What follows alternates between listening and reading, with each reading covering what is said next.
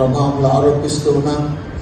ఈ కార్యక్రమం ఎందుకు ఏర్పాటు చేయబడిందో, ఎవరు ప్రభా దీనికి ప్రభానికి స్తోత్రనైనా పునాది వేస్తున్నారో అదంతా మీ వలనే అని మేము నిన్ను స్తుతిస్తూ. నీ ప్రక్కన 1000 మంది పడినాను, నీ కుడి ప్రక్కన 10,000 మంది కూడాను, అపాయము నీ వద్దకు రాదు. నీవు కనులారా చూచుచుండగా భక్తిహీనులకు ప్రతిఫలం కలుగును. యెహోవా నీవే నా ఆశ్రయమని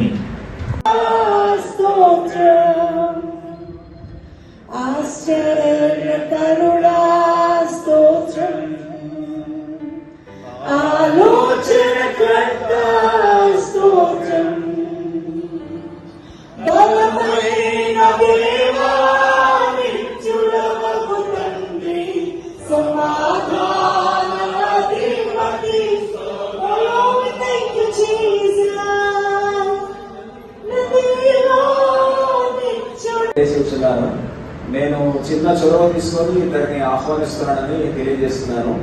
రిడీమ్ లూథరన్ సంఘానికి, ఆ తర్వాత కాపరిగా ఉన్నటువంటి రెవరెండ్ శ్రీకాంత్ జేమ్స్ కూడా ముందుకు వచ్చి కూర్చోవాలని ప్రేమతో ఆహ్వానిస్తున్నాను. At the same time reverend doctor M Anil Paul గారు ప్లీజ్ కమ్. గట్టిగా మనం ఎట్లాంటి పరిస్థితులను సరే ఎదుర్కోవడానికి ఈ సమైక్యత ఆలోచన అనేది పెట్టినటువంటి పెద్దలందరూ కూడా ఈరోజు భారతదేశంలో ఎక్కడైనా నీళ్లుని నిర్మించుకోవచ్చు. అలాంటి హక్కు, రాజ్యాంగంలో పొందుపరిచిన హక్కుని మనకి ఇప్పుడు లేకుండా చేస్తున్నారు అని అంటే చాలా బాధకరమైన స్థితిలో మన దేశం ఉందని చెప్పచ్చు. ఇది మన క్రైస్తవులు ఒక్కరే దానికోసం పోరాటం చేయాల్సిన అవసరం తీర స్థితిలో ఉంది. ఎందుకు అనంటే ప్రతి ఒక్క భారతీయుడు పెదవి విప్పి నోరు విప్పి భారత రాజ్యాంగానికి వ్యతిరేకంగా ఇది జరుగుతుంది అని ప్రతి ఒక్కరు చెప్పాలి. కానీ ఎవరు నోరు మెదపలేక మన హక్కుల్ని మనమే తిరిగి రప్పించుకోవడానికి మనం ఈ యొక్క ప్రయత్నాన్ని చేస్తున్నందుకు చాలా బాధకరంగా ఉంది. అలాగే ఈ యొక్క నిర్ణయాన్ని తీసుకున్నందుకు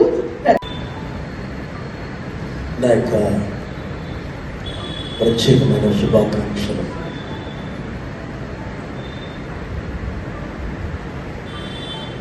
అని జాన్సన్ గారు, జేమ్స్ గారు, అలాగే మిగిలిన దైవజనులు కూడా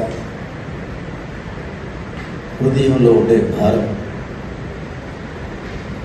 ఆ భారాన్ని క్రైస్తవులందరూ కూడా వారు కూడా దీంట్లో ఏకీభవించి మార్చ్ 7th కానీ మనం అందరూ కూడా ఆ ర్యాలీలో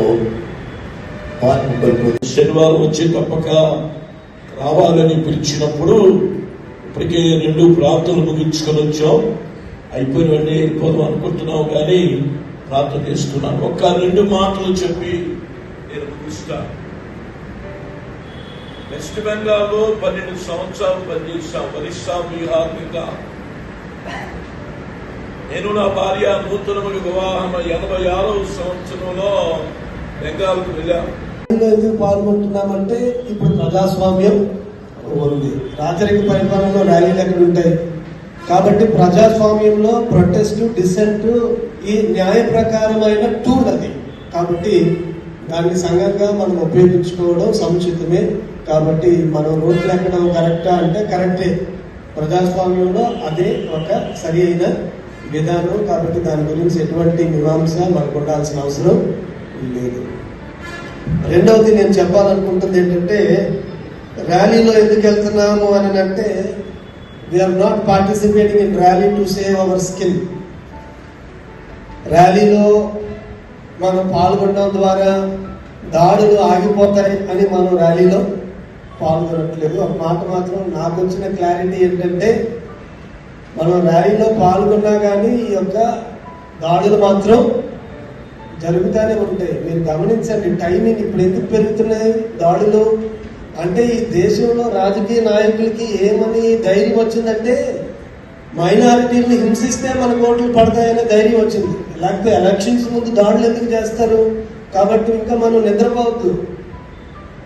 ఇప్పుడు దేశం ఎటువంటి అండర్స్టాండింగ్ వచ్చిందంటే, పవర్లో ఉన్నవారు ఎటువంటి అండర్స్టాండింగ్ వచ్చారంటే, ఇప్పుడు మనం మైనారిటీ సంఘాన్ని ఆయన ఉంచాడు. జర్మనీలో ఏం జరిగిందో ఈ దేశంలో కూడా జరగబోతుంది. ఇక్కడున్న సివిల్ సొసైటీ అంతా కూడా ఒక దినానేమో ఒక 100 సంవత్సరాల తర్వాత 50 సంవత్సరాల తర్వాత ఈ కాలంలో ఈ దేశంలో జరిగిన దాని గురించి సిగ్గుపడుతుందేమో సివిల్ సొసైటీ. ఈ రోజున జర్మనీలో అదే జరుగుతుంది. హిట్లర్ కాలంలో జరిగిన దాని గురించి అక్కడ సివిల్ సొసైటీ సిగ్గుపడుతుంది.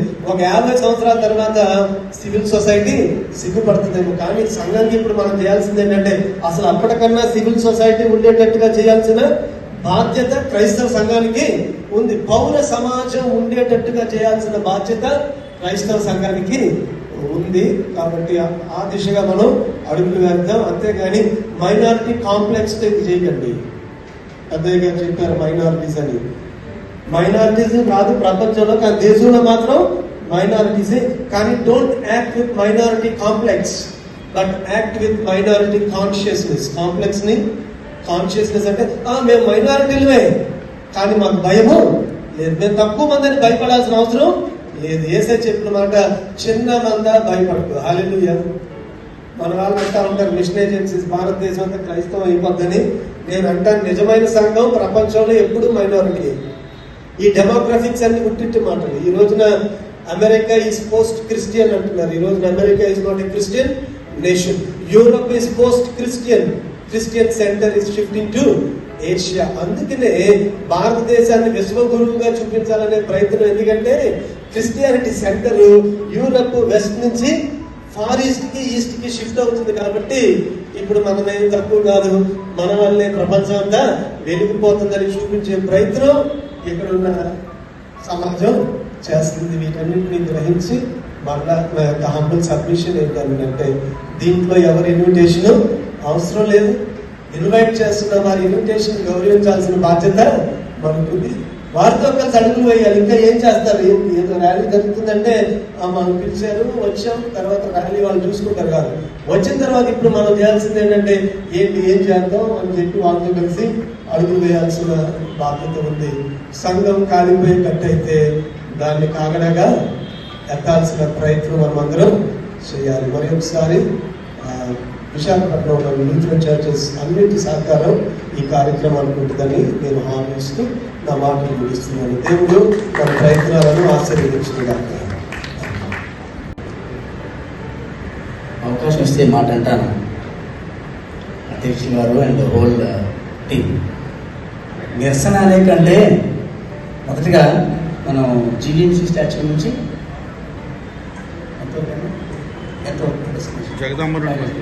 క్లోజ్ జగదాంబ ఆరాధన చేసుకుంటూ అందరూ కంచెలు పట్టుకొని వెళ్తే చాలా బాగుంటుందేమో నా ఉద్దేశం. పాటలు పాడుకుంటూ మన శ్రమల్లో మనందరం కూడా మనం నిరసన అంటే మనం పీస్ మార్చ్ చేస్తున్నాం. అనిల్ అన్న అందరూ పీస్ మార్చ్ చేస్తే మనం సైలెంట్ గా కామ్గా లాగా నడుచుకుంటూ వెళ్ళిపోయిన సందర్భాలు ఉన్నాయి. పెద్ద పెద్ద కార్యక్రమాలు చేశాం. మరి సురేష్ అన్న చెప్పినట్టు మరి చెత్త ఇది ప్రసంగం చేసే సమయం కాదు. మనం ర్యాలీ చేస్తాం. హౌ టు స్ట్రెంథెన్ దెమ్, ఆత్మ కలిగించి ఐక్యత ఎలా సాధిస్తాం. చాలా మంచిది. దీన్ని శ్రీకారం చుట్టూ ముందుకు తీసుకెళ్తున్న దైవజనులకు అభినందిస్తున్నాను. సో గాజువాక నుంచి నేను మాటిచ్చి మనం ఏదో గొప్పతనం కోసం మాట్లాడి వెళ్ళిపోకూడదు. సో దట్ క్యూఆర్ కోడ్ కూడా ఉంది, క్విక్ రెస్పాన్స్ కోడ్ అనేది దాంట్లో. కాబట్టి మీరు దయచేసి చేయట్లేదు కనుక అనేక సార్లు నేను ప్రతి ఒక్కరికి తెలియకపోవచ్చు కానీ అనేక సార్లు ఐపీసీ సంఘాన్ని అందరికీ ఫ్రీగా మేము ఇచ్చి ఉన్నాము. దాన్ని బట్టి దేవునికి మహిమ కలుగుగాక.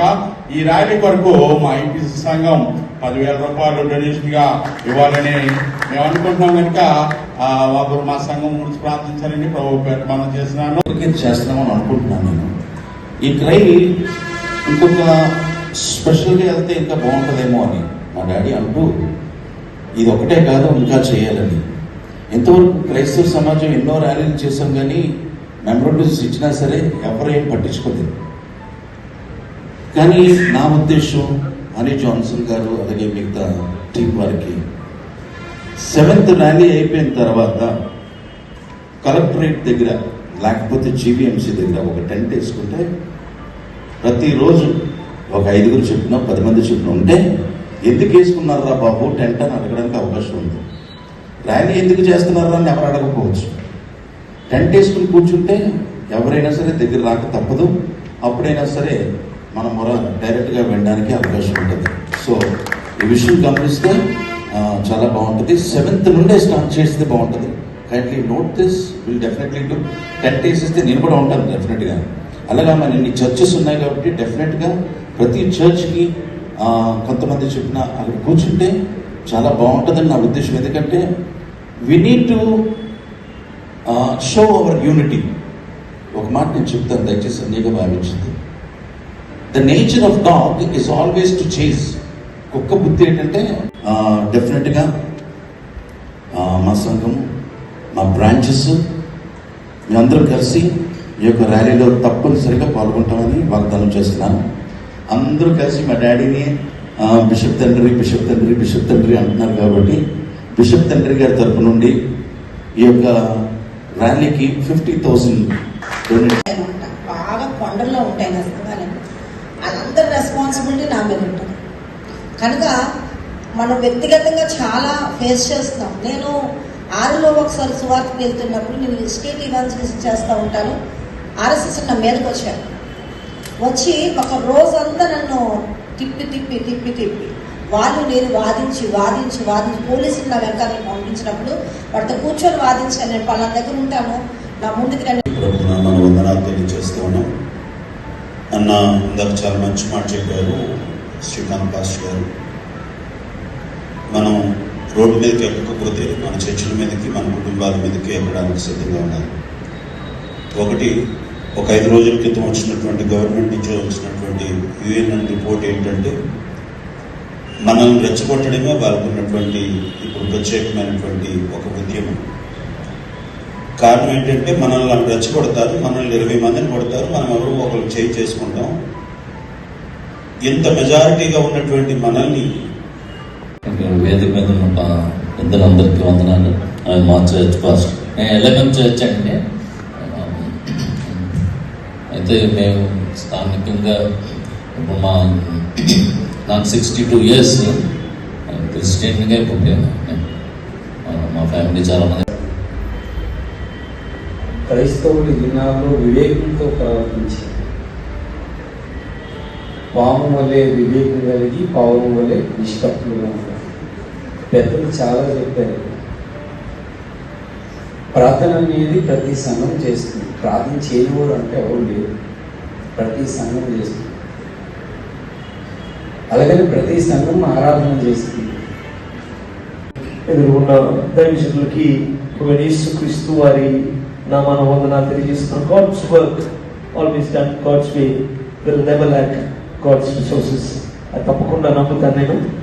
ఈ ఫైనాన్సెస్కి చాలా రకాలైన కార్యక్రమాలు ఉన్నాయి. పబ్లిసిటీ, మీడియా ఉంది, సౌండ్, రిఫ్రెష్మెంట్స్, జనరేటర్, ట్రాన్స్పోర్టేషన్, ఇలాంటి అనేకమైన డివిజన్స్ ఉన్నాయి బడ్జెట్లో. ఇంచుమించు బడ్జెట్లో 2.5 లక్షల రూపాయలు ఈ యొక్క ప్రోగ్రామ్ కండక్ట్ చేయడానికి అవసరమైంది. చిన్న నీటి పోటులే ఒక పెద్ద సముద్రాన్ని చేస్తాయి. మీ యొక్క సహకారము, మీ యొక్క చేయూత తప్పకుండా దేవుని సంఘంలో అది హర్షింపదగినది. ఇవాటి వరకు మనకు వచ్చిన కమిట్మెంట్స్ ని చూసినట్లయితే ఇంచుమించు 1 లక్ష రూపాయలు కమిట్మెంట్ ఇవాళ రావడం జరిగింది. చేతిలో ఉన్న క్యాష్ అయితే మాత్రం 20,000 రూపాయలు. 20,000 రూపాయలు, 10,000 రూపాయలు మొన్న ప్రింటింగ్ ఇచ్చాం. టోటల్ 30,000 వచ్చింది. 30,000లో 10,000 పాంప్లెట్ ప్రింటింగ్ ఇచ్చాం. ఇంకో 20,000 మాత్రం ఇప్పుడు సిస్టర్ మేరీ భాస్కర్ గారు నాకు తెచ్చివ్వడం జరిగింది. ఇంకొక 1 లక్ష రూపాయల కమిట్మెంట్స్ మాట ఇచ్చారు. దాని యొక్క ఫుల్ఫిల్మెంట్ గురించి ఎదురు చూస్తున్నాం. అట్ ది సేమ్ టైం మీకు ఎవరన్నా ఇంకా మీరు ప్రేరేపించబడి మేము ఈ యొక్క మంచి పనికి మా యొక్క చేయూతనిస్తే చేతులు కావాలి. మీ చేతుల యొక్క సహకారం ఎప్పుడైనా తప్పకుండా అది ఆశీర్వాదకరంగా ఉంటుంది. కనుక దయచేసి ఎవరైతే కమిట్మెంట్ ఇచ్చారో వారు ఫుల్ఫిల్ చేస్తారని నమ్ముతున్నాను. ఇంకా ఎవరన్నా కమిట్మెంట్ ఇవ్వాలి. మిమ్మల్ని అందరూ నేను క్షమాపణ అడుగుతున్నాను. Kindly forgive me. ఈ సమయంలో ప్రార్థన ఆశీర్వాదంతో ముగించుకుందాం. కింద మీ అందరి వరకు ప్రేమ విందు ఏర్పాటు చేయబడింది. ఎవరు వెళ్లకుండా దయచేసి ఆతిథ్యం స్వీకరించి ప్రేమ విందులో పాల్గొని అందరూ భోంచేసి వెళ్ళాలని మనవి. అందరం లేచి నిల్చుందాం.